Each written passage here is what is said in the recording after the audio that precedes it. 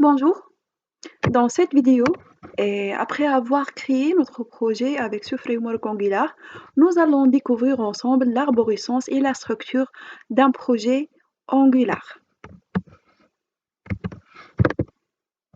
Comme IDE, pour gérer mon projet, je vais utiliser le phpStore.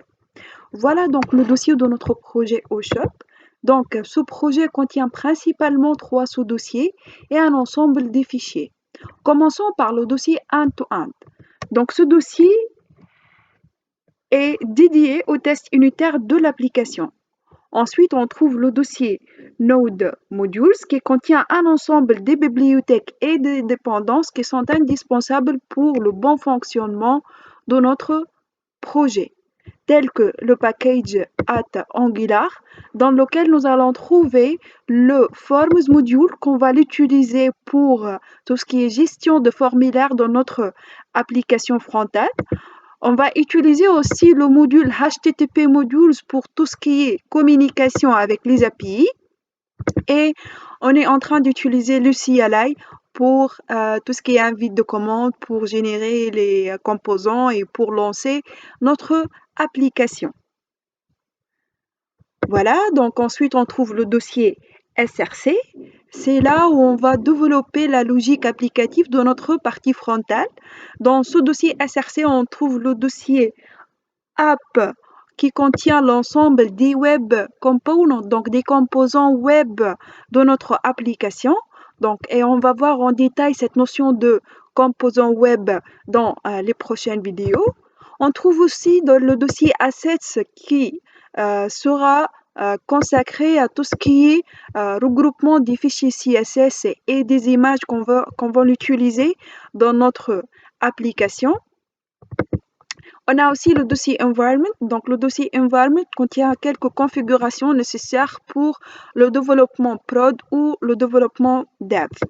À part ces 3 dossiers, on trouve aussi quelques fichiers, donc tels que le fichier index.html.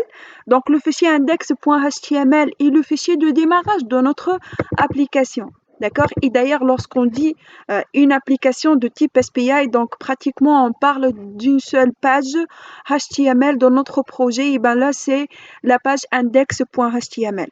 Donc, comme vous pouvez constater, la structure de ce fichier HTML est la structure classique. Donc, on trouve la balise HTML et on trouve aussi les sous-éléments de l'élément principal que est le HTML, tel qu'on trouve le head et le body. Sous le head, on trouve les méta, on trouve aussi tout ce qui appelle des fichiers CSS peut-être dans ce cas.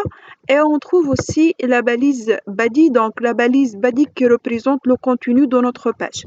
D'accord? Sous cette balise body, on trouve une autre balise qui est un peu bizarre, donc c'est le app root. On va voir ensemble donc c'est quoi le app root et c'est quoi cette déclaration de cette balise personnalisée. Donc le app root, c'est pas une balise prédéfinie dans le langage HTML. Donc, on va voir ensemble les détails à propos de cette balise app_root. On trouve aussi le fichier main.ts. Donc, le main.ts, c'est le fichier de démarrage de notre application. Il permet de définir les modules de démarrage de l'application en fait. Comme vous pouvez constater dans cette ligne de code, donc la ligne numéro 11, donc on a l'instruction bootstrap module app module qui permet de dire que le module app module est le module que sera chargé au moment de démarrage de l'application. Ce module-là, app module, se trouve sous le dossier app. Donc voilà le dossier app. D'accord?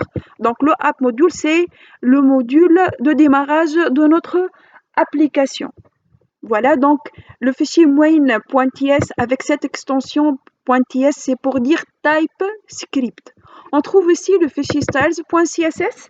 C'est un fichier qui permet de créer les styles de notre application. Donc, vous pouvez même importer d'autres styles externes, peut-être. Donc, comme déjà mentionné ici, you can add the global styles to this file and also import other style files.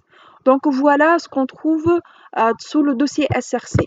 On trouve après quelques fichiers tels que le fichier git ignore. Donc ce fichier git ignore, il va nous permettre de définir quelques dossiers qu'on va l'ignorer lorsque vous allez importer, voilà, lorsque vous allez monter votre dossier, voilà, votre projet sous Git.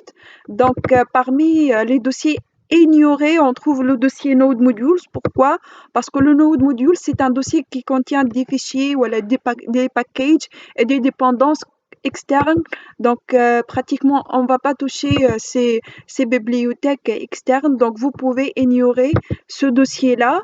Et après, lorsque vous allez télécharger votre projet, il faut taper la commande npm install pour télécharger les dépendances.